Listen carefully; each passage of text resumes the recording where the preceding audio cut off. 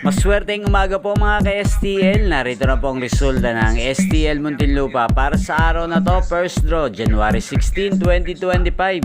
Araw ng Huwebes. Naway ang mga natayaan nyo pong mga numero kanina ay manalo nawa ngayong umagang ito, 11 AM. Kaya kunin nyo na po ang inyong mga tickets. Narito na po ang resulta.